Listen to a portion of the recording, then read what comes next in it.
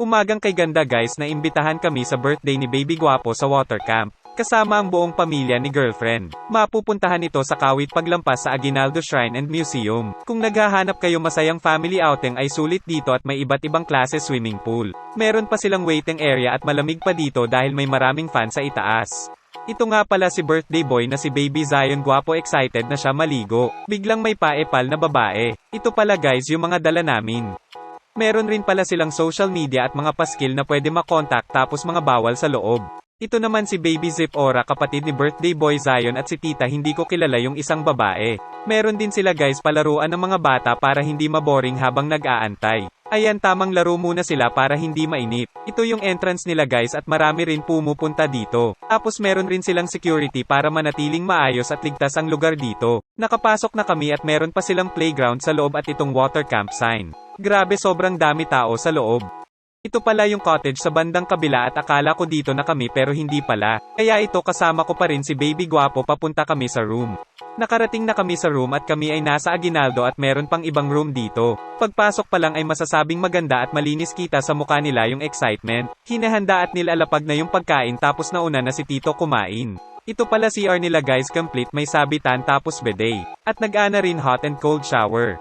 Kaya kahit tumambay ka dito ay pwedeng-pwede dahil malamig rin.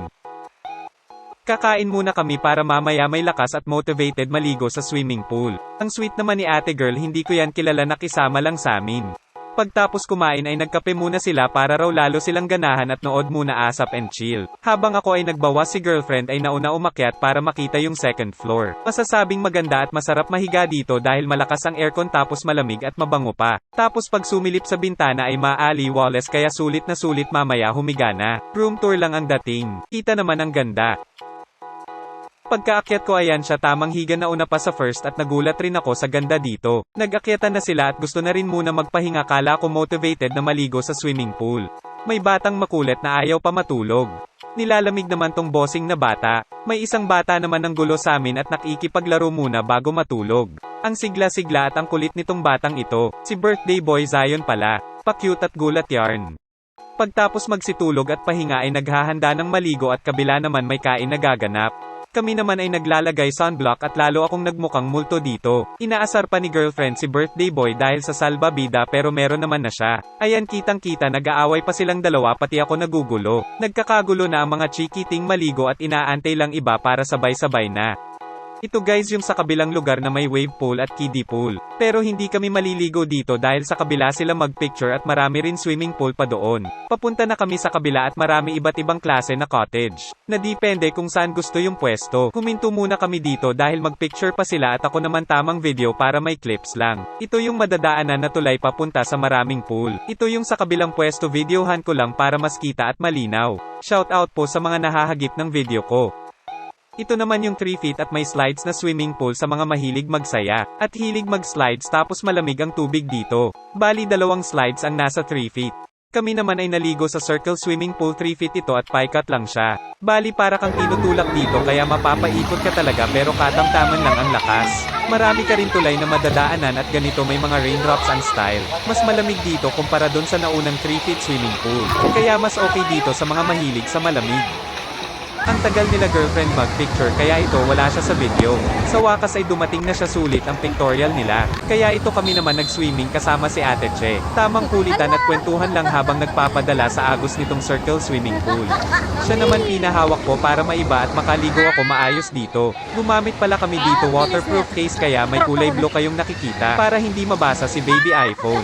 Hindi ko na alam nangyayari dyan, focus lang talaga ako sa pag-swimming. Sila naman ay tamang kulitan lang. Ayan yung itsura nun, paikat na swimming at umahan na kami para sundan at sumama sa kanila. Ito naman ay 2 feet kiddie pool, dito ma-enjoy yung mga bata pero bawal mag-slides ang hindi bata. Ang dami nila dito naliligo. Pwede naman dito ang matanda dahil may ganito silang malakas na tubig para kang hinihilot. Malawak rin itong swimming pool kaya talagang pwede ka gumala dito at mag-swimming kahit saan pwesto. Ito yung harap ng 2 feet swimming pool, yung nauna ay bandang likod yun. Kaya makikita yung lawak dito at marami naliligo. Mag-enjoy talaga mga bata dito. Ayan, nakipaglaro si birthday boy at pinagkaguluhan siya ng mga nakipagkulitan sa kanya. Kita naman sa mukha niyang nag-e-enjoy kahit ganyan yung ginagawa sa kanya. May nahuli akong isip, bata tuwang-tuwa rin sa ginagawa niya. Kala niya siguro malunod siya, doble na salbabida niya. Ngayon naman ay lumipat kami sa 4 feet at kalahati ay 5 feet sa kabila. Dito naman ay katamtaman ng init ng tubig, meron rin slides dito. Ipakita ko lang na 4 feet.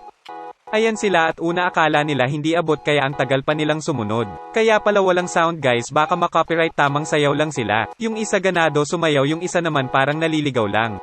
Ngayon naman ay lipat sa may wave pool dahil tumutunog ito kapag nagsimula na. Ito yung wave pool guys, talagang lulutang at lulubog ka dito. Meron rin dito guys Zumba kaso hindi pa ata oras kaya yung wave lang muna kami. Ganito pala kalakas yung impact ng tubig na may wave. Ngayon ay lumipat ulit sila at mukhang napagod na si girlfriend, solo mode yarn. Ito naman isa solo mode rin pero binoboost lang sarili para hindi halata jokes. Ito na bumalik kami sa room, sobrang lamig tapos basa ka pa. Napagod na ang aking sweet and loving girlfriend jokes. At nagutom na rin kami kaya ito kakain na para hindi siya high blood kapag gutom kasi ganun siya. Kaya ako naman mag-alaga sa kanya. Hindi na kami naligo ulit kaya uwian na. Pwede pa naman kami mag-overnight kaso may gawain pa sa bahay. Ito pala itsura kapag inabutan ng gabi. Sila birthday boy, nanay at tatay niya ang naiwan doon sa room. Meron rin pala sila dito bilihan ng swimsuit at kailangan sa swimming at iba pa. Kaya hindi na rin magkaproblema sa kulang. Sa uulitin water camp at salamat guys sa pagsama at suporta sa susunod ulit na video.